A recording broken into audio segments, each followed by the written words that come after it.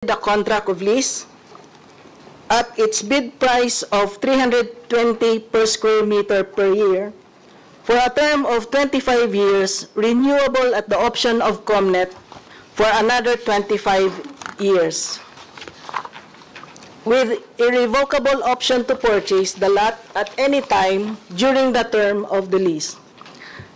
The contract likewise exempted the Comnet from all taxes, license fees, dues, or charges relative to its operations, management, and development of the area for a period of 8 years.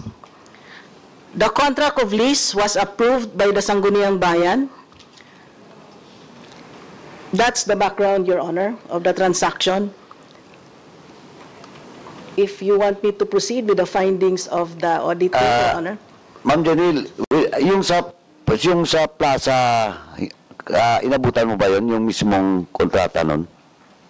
Your Honor, inabutan ko po yun pero hindi ko po alam yung buong detalye kasi sila naman po ang pumasok at nakipag-usap sa Comnet. So, when you were elected as councilor, tapos na po yung kontrata, inabutan mo na lang?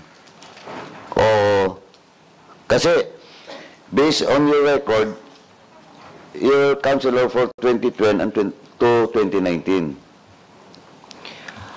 Ang naalala ko po ay yung balak pa lang pong gibain yung plaza at pagtatayuan po ng hotel.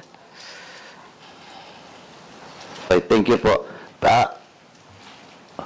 Ma'am, please proceed po dun sa, ano lang po, in brief lang po yung findings. Okay. Okay, Your Honor. Thank you.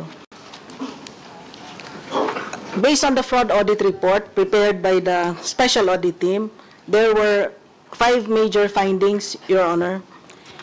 If I may proceed with finding number 1. Finding number 1 deals on the minimum bid price in the contract. So finding number 1 states, the minimum bid price of 300 per square meter per year set by the Bids and Awards Committee in the invitation to pre-qualify and to bid for the lease of 1,734 square meter municipal lot was without factual and legal basis and irregular, having been merely adopted from the unsolicited offer made by Comnet. These findings, it is emphasized that the technical working group of the Bids and Awards Committee failed to determine the reasonableness of the minimum bid price before the IPTB was published on September 4, 2012. The opening of bids, there was a postponement when the BAC noticed that the approved rate of the municipal commercial lot under the Revenue Code of 2008 is 165 per square meter per week. Thus, the BAC sought the opinion of the Sangguniang Bayan on the fairness and reasonableness of the minimum bid price of 300 per square meter per year and its application to long-term lease contracts. Now, as I said earlier, in response to that query of the BAC, the SB issued an SB ordinance dated December 14, 2012, amending the Revenue Code by empowering the Sangguniang Bayan to decrease rental rates of the municipal property consistent with prevailing rates in the locality when the net investment for the infrastructure to be constructed thereon by the proponent exceeds 50 million. Now, under the rules, it should be the responsibility of the BAC and the technical working group to determine the reasonableness of the minimum bid price before calling for bids.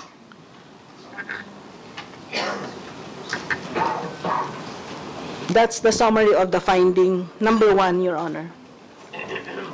So ang daring doon is just to accommodate such the price, bid price, which is 300 per square meter, per year. O pina-amend nung sanggunian yung ano?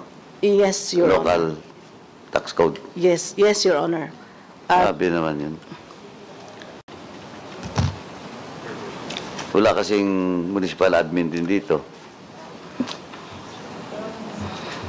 Oh, Sec, SP Secretary, gusto mo ba mag-comment doon? Inabutan mo na ba to? Good morning po again. Actually, hindi ko po inabutan, pero during my term as SB Secretary, yung lahat ng findings po ng COA ay nagkaroon na ng correction. And we have issued a resolution dated April 28, 2021, amending the contract, and the proponent actually paid those undervalued. So, Kailan po yun? April 2021 po. Nung settle ng Adventureland. Actually, from Comnet, na-transfer po ang right to Adventureland, and then binayaran po lahat ng Adventureland yung pagkukulang o yung lahat na naging findings ng COA. So, from 320 per year. Sandali po, sandali.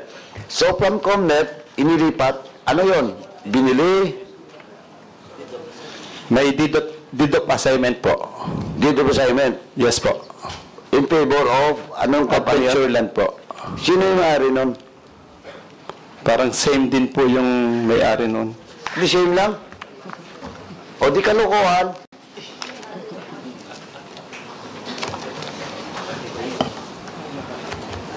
Dati po ang may-ari ay si Mr. Benedicto Bulataw, and then napalipat po kay Attorney Adorleto Hinete ng Adventureland. So, yun pero po yung- mga incorporators ng Adventureland at saka Comnet, sino-sino yung sa Comnet, sino-sino yung sa Adventureland? hindi ko lang po alam yung kanilang incorporator. Pero yung magkaiba pong pangalan yon, yung ibinigay. Ay, boss, magkaibang pangalan. Magkaiba rin po ang mga tao. Based doon sa binigay po sa... Sec, nandito naman yung Sec eh. Sec, kindly check and submit to this committee, to the committee secretary.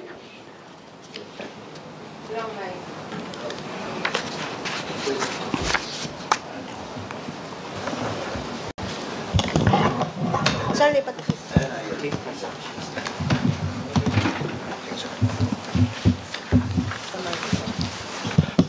Yes, Your Honor, we will do that. I will request in the office with regards to the documents of Oh, pakiasap lang po, Sec, no? Kasi para malaman natin yung Comnet at saka yung ano yung isa? Comnet at saka adventure.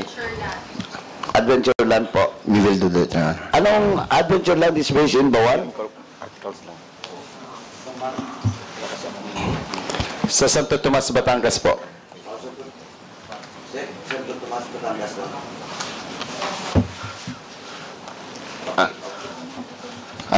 Yes, Your Honor.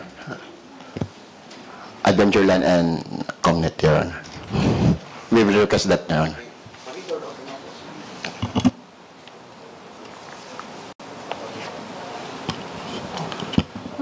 Your Honor, actually yung deed of assignment po ay na notarized noong February 12, 2014. Sorry? 2014? Yes po, Your Honor. Ano yung February 2021? Yun po yung authority na ibinigay ng Sangguniang Bayan para ma-amend yung kontrata po. Amendments dun sa contract. Pero ang deed of assignment was... February 12, 2014. Tama po ba yun, Koa? 7 years later. I have no record of that. Okay. I have, what was that again? What particular document was he referring Deed of to, assignment Your that Honor? was issued 2014. Okay.